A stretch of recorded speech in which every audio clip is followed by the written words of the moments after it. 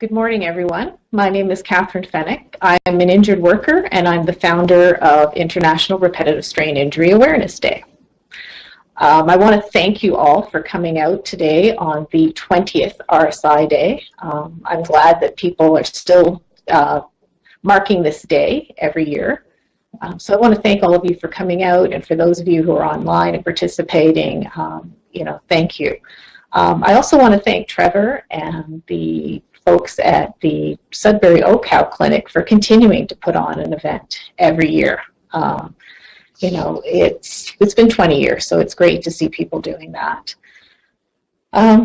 Before I got injured, I was just 2 years out of university, and I got injured working part-time in a liquor store in 1994. Up until a few months before that, the liquor store job was my second job. I had been working full-time in my field in a management level position, and I got fired after being the victim of sexual harassment and reporting my harasser. So I fell back on my second job and started working more hours, and that's when I started having problems with my right wrist. When I was keying in on the cash register, it felt like the bones in my wrist were being ripped apart. I went to the doctor. The doctor said, "Oh, you have tendinitis." I thought I had actually a stress fracture. It hurt so bad. And, I was relieved when he said it was tendinitis. And his only solution was to quit my job. I couldn't afford to do that. And I kept working for another 6 months until my hand completely gave out. I thought I had to be completely disabled in order to file a WSIB claim. So I filed a claim, went off work. I was told not to come back. And then I was called back, and my hours were cut. And I was basically told, well, you got a good left arm, use it. So I was taken off cash, but I continued working, stocking shelves in the store. And the job became more repetitive and more awkward because I'm using my non-dominant hand to do things.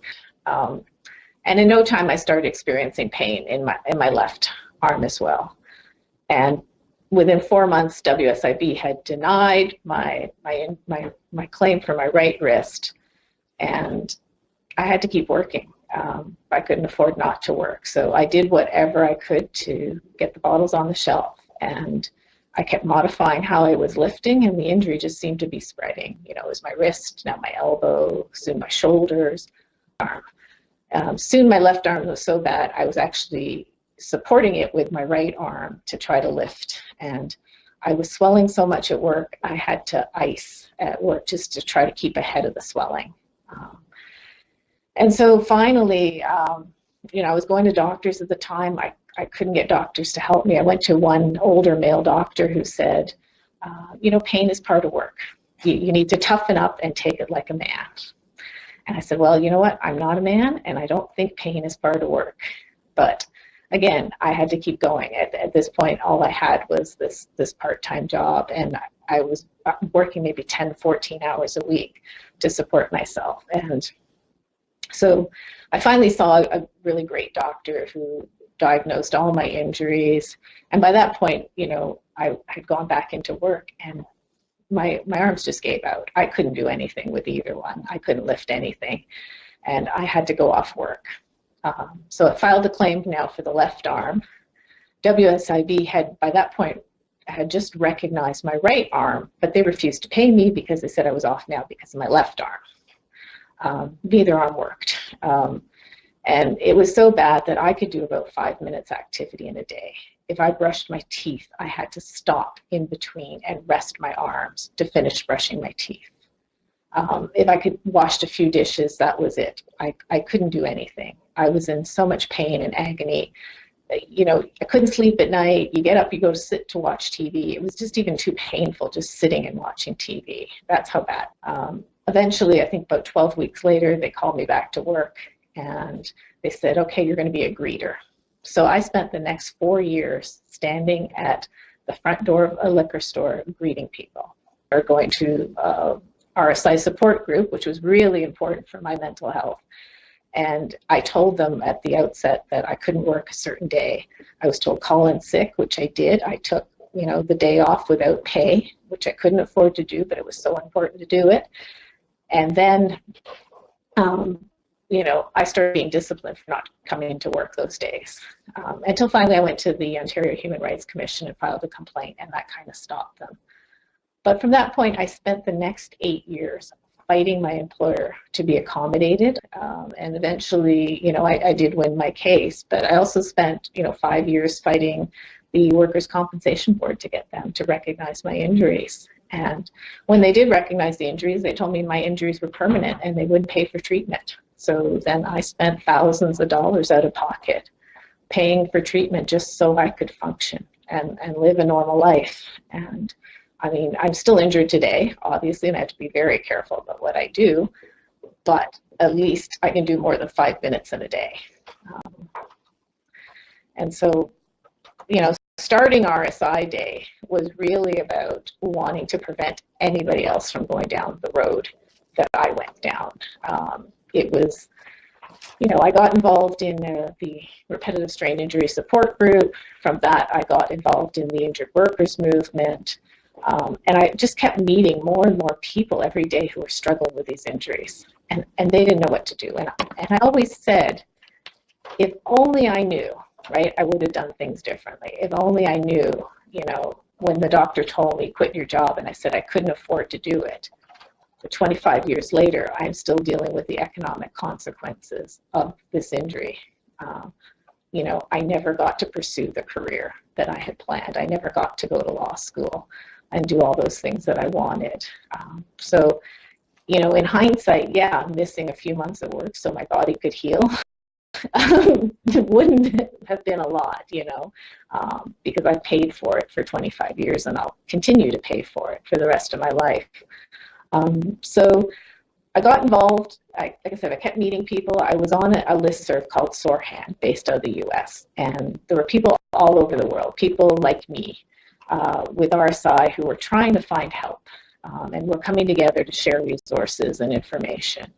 And at one point, in 1998, I was talking to somebody from San Francisco, and she told me about a news story at the time about RSI, I think specifically carpal tunnel. And when it went back to the anchor was mocking the person who was mocking an injury.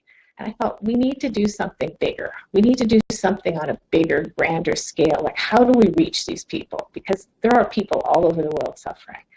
And at that moment, it came to me, International Repetitive Strain Injury Awareness Day. So I typed up an email proposing this, and I used the title, International Repetitive Strain Injury Awareness Day. And that was August 1998. And I sent it out to Sorehand. And I said, who's interested? Who wants to start organizing this? And right away, I started getting responses. And I started getting responses from all over the world. And everybody who contacted me said, this is the biggest occupational health injury in our country. And from that, a small committee formed of all these people. And we started working by email off the listserv, so separately. And started talking about how we're going to do this. When are we going to do it? So finding a date was a challenge because we had people in Australia, for instance. So in February, that's summer, the school holidays, right? And we wanted to target young people because that was one of the things we kept seeing on Sorehand. People coming into the listserv were getting younger and younger. I mean, I was 26 when I was injured, but they were getting injured in high school. They hadn't even started their careers or even finished their education, and they were getting injured. Somebody had suggested, how about February 29th? They said it's the only non-repetitive day on the calendar. And I thought, yeah, that's a great day. I mean, people still weren't all on board with it, but we took votes. We did it by email. We would set a deadline, say the end of the week, send me your votes, and that's how we did everything. And February 29th won out as kind of the unique day of the year that does, and so the first one was scheduled for February 29th. And as a group, we worked on what we wanted the day to be about. We came up with a mission statement. We came up with goals. you know, we had a website at one point that somebody in California was hosting, and we would post the information there. And the idea was that collectively as a group, we determined what the international picture of RSI Day would come out with, but we left it up to the individuals in their country or their community to figure out how they wanted to do it. Because there's no way that I in Canada can tell somebody in Australia or somebody in Italy what's going to work in their local community. So we left it up to everybody to do their own thing in their community or their country or however they wanted to do it, and suit their needs. So we debated on the name. Should we use RSI? And that was the name that I used when I proposed it. And at that time, there was still a lot of controversy over what name to call it.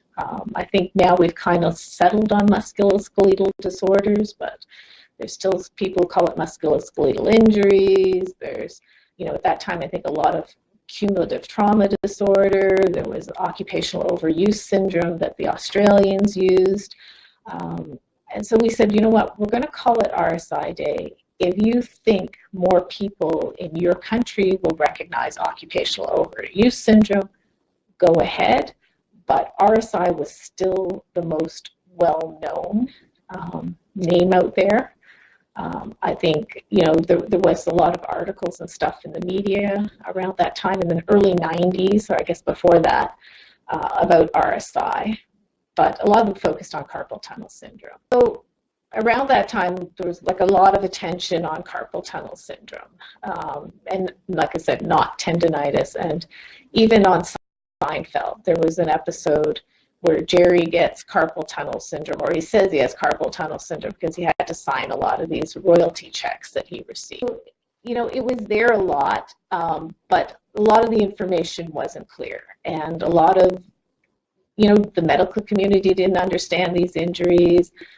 Workers didn't understand these injuries. Employers definitely did not understand them. And that was part of our focus, that we wanted to educate people about these injuries. And we figured using the term RSI, that was the most, I think, popular name that the average person would understand. And I think of RSI not as repetitive strain injuries, but RSI. Just like KFC is not Kentucky Fried Chicken anymore, it's KFC, right? It's become a name unto itself. So our very first year, for some of us, the dead of winter, and we held a press conference in Toronto at the provincial legislature, Queen's Park, calling on the provincial government to enact ergonomic regulations. And over the years, we've done that many, many times. You know, ergonomic regulation has kind of been a key point that we've kind of focused on, but it's also been about educating people. And then in the absence of ergonomic regulations, what can we do? We've always made sure in Toronto that our events encompass compensation, research, as well as the prevention side of it. So yes, we want to prevent these injuries, and ideally no one should ever have to suffer these injuries. But we wanted to make sure that when people did get injured, that we didn't abandon them. We did still want to focus on getting these injuries compensated,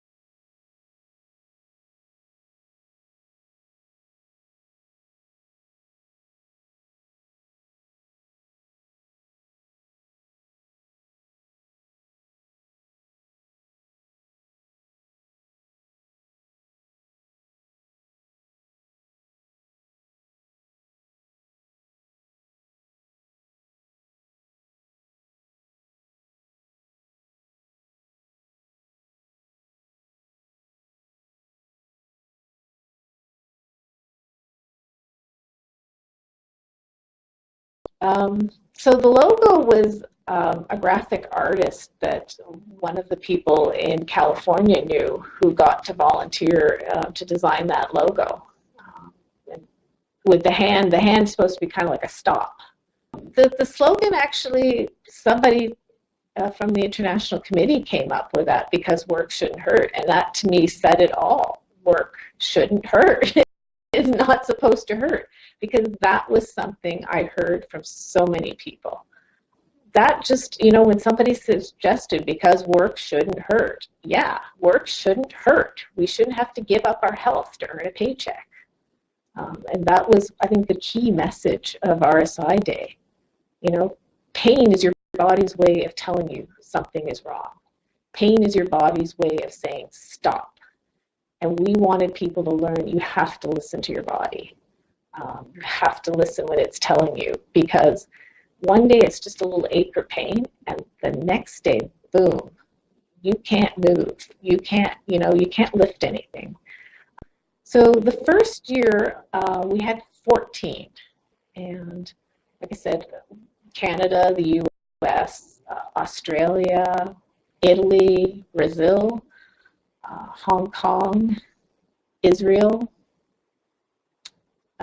Ireland. I remember seeing something in Ireland, and we didn't have somebody on our committee in Ireland, but I remember even, an Irish newspaper wrote an article. So it was a pretty diverse group. Well, it still is. I mean, there are still people doing things, but what happened over the years is it just kind of took off. So I lost touch with a lot of those people. I was fighting my injuries. I left my initial employer, went into a new job. I got injured again when they made changes to computer software. So I was back fighting all the same battles. I was fighting to get my injuries recognized. And then I had a hard drive die where I lost all my contacts to everybody. So I lost touch with all the people who are doing it. I still see that people are out there doing RSI Day across the world. I think it's really strong in Canada. The labor movement here has really picked it up, and it's in so many different industries. And like I said, I think because there was such a need for this, right? Everybody's saying, yeah, this is the biggest injury that affects us. It just took off. So the international, I try to go online every year and look and see who's doing what. It's still out there. I would like to put more time into kind of coordinating a little bit to get people back to what it was that we started out with, what our goals were, what our mission was, and try to focus on that and, providing more information to people. But that's for the future. So the first year we did the press conference at Queen's Park, and then we did an event in the evening. Just invited the public, and we had a great turnout. We did it at Metro Hall, which was the old council chambers of the Metro government for Toronto that had been disbanded. And, we had information tables, and it was a really great event. The second year we were back at Metro Hall. This one wasn't as well attended, and we started to realize, in the dead of winter at 6 o'clock, 7 o'clock at night, there aren't a lot of people in downtown Toronto in the office buildings, right? We wanted to kind of target people at work. So we started doing events in the daytime. We would set up displays and have, so people on their lunch hour would be walking through the concourse, and we'd have all this information for them, and we could get people there. By 2005, we started having the government, I think, recognize RSI Day. They tended to put out statements, and that year we attended the provincial legislature with petitions, thousands and thousands of petitions. I was shocked at how many we had, calling on the government to introduce an ergonomics regulation. And the government responded that year by introducing the ergonomics subcommittee of the Manufacturing Health and Safety Panel. And so they were a special advisory committee that was to examine ergonomic issues and musculoskeletal disorders in the manufacturing sector in Ontario. They met for a few months, came out with a report that, like any of these multi-stakeholder groups, nobody could ever agree because the employer community would not agree on an ergonomics regulation. In 2007, the Ministry of Labour introduced the MSD Prevention Guideline and Resource Kit on RSI Day. The following year, 2008, the Ontario Ministry of Labour introduced the MSD Toolkit, which was the third part of that prevention series. It's great, but it's not enforceable. And that we really felt that we needed a regulation, a strong prescriptive regulation, and we needed strong enforcement to go with it. Even as a worker, I was a health and safety rep in my workplace. And I have a strong interest, obviously, in these injuries. I didn't have time to read through those booklets. I mean, I was just struggling with my work and struggling to be accommodated, and I didn't have time to go through those things. So, and I think that was part of the problem with them. That there wasn't specific training that we were required to have on them, so it was left up to your joint health and safety committee members, if you have the time, go read them and try to do that stuff in your workplace. But just as a worker trying to get ergonomic orders written by a health and safety inspector, wasn't happening. I mean, I had clear issues where I couldn't get orders written, and they kept telling me, well, we need an ergonomist to come in. And at the time, the province had like 5 ergonomists on staff, so good luck getting one of them into your workplace. I think we tried lobbying the government. I think, we've had questions in the legislature asked. We usually we have the Minister of Labour who will make a statement. But we focused on, I think, the last probably 10 years, making sure we do a conference. So we tried some other events early on, and we've just stuck to an educational conference. We make sure that we do compensation, prevention, and research. So we always try to touch on those 3 components. And, we've been successful with that. We always get a good turnout. We make sure that injured workers, there's always somebody who's speaking about their injuries. And I make sure I speak at every event because, I'm always just so grateful that people actually show up and do this, that I always feel the need that I have to say so. I mean, I'm committed to doing this as long as I still breathe. But I would hope we'd get to that point where we don't need to have an RSI Day anymore. Where we would have proper ergonomics legislation in every jurisdiction, not just Ontario, where workers were fully educated about all health and safety, but about these injuries, that workers could get prompt treatment, prompt compensation when they get injured, and that ergonomics would be incorporated into all workplace design. So I think that's one of the issues we see a lot. People design for aesthetics. They don't design for function or for the people that will be interacting with whatever they've designed. So I would love to see legislation that says that you have to do that. And I'd also love to see that if a worker does get injured, that they're not sent back to the same work that hurt them. As we see over and over. And they're not told, use your other arm, right? As we see over and over. I want, if that work hurt me, and I'm already hurt, I'm going to get even more hurt if I go back to it. You need to bring an ergonomist in. You need to look at the work. You need to figure out what is wrong, and you need to also offer the accommodations that worker now needs because they have an injury. For years we've been calling for an ergonomics regulation, and that is, to me, the big failure we've had. I mean, we've done a lot of great work in raising awareness, but it's just unbelievable to me that this is the #1 cause of injury in this province, and we have no specific legislation to prevent these injuries. And it's because, yeah, they're invisible, but they're incredibly debilitating. They so impact a person's life, and I know that. And it's not even your ability to work. It's your ability to function day to day in your life and how it affects families. And I've seen so many families destroyed after a worker gets injured because the roles now change. You know, somebody who may have been the breadwinner who's no longer the breadwinner. They can no longer help with the kids or do things around the house. And so everything falls to the spouse. And it changes people's perceptions of who they are. It's just mind-boggling that we don't have anything in place to stop these injuries. I mean, the government acknowledges that they are the #1 cause of injury. You know, the numbers go up and down, and we know those numbers are underreported. We know that there are a number of workers who aren't covered at all. About 30% of workers in Ontario aren't even covered by workers' compensation legislation. Some of them are specifically excluded from legislation, and then others don't have mandatory coverage. And then there's the workers who think pain is part of work, or they're afraid of reporting because they saw how their coworker was treated when they reported an injury, or the claims that just are denied, which so many of these claims are denied because there is no clear-cut accident date, right? You didn't fall and with a bunch of witnesses that everybody saw it happen.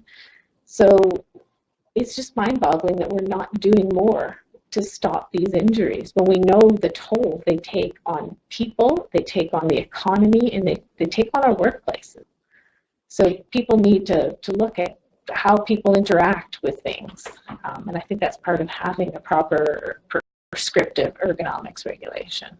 One of the things I would really love to do, and I can't attend other people's events because I'm always doing mine at the same time, I would love to be able to hook up electronically, you know, and just even touch base with people across the world and say, hey, hi from, you know, Toronto's RSI Day to somebody in, you know, Sydney, Australia, or wherever, you know, and see what people are doing. I would love to show that this is international, that it's an international problem, and people are working all across the world in their communities to do something about it. And I would love to do that. So maybe that's something for the 25th. Yeah, I think, you know, I think we still have a long way to go in terms of educating people, and especially medical professionals. Just last night I was talking to an injured worker who's been injured for the last 20 years trying to get a proper diagnosis. And because he doesn't have a proper diagnosis, he hasn't been compensated because the compensation board has rejected his claim.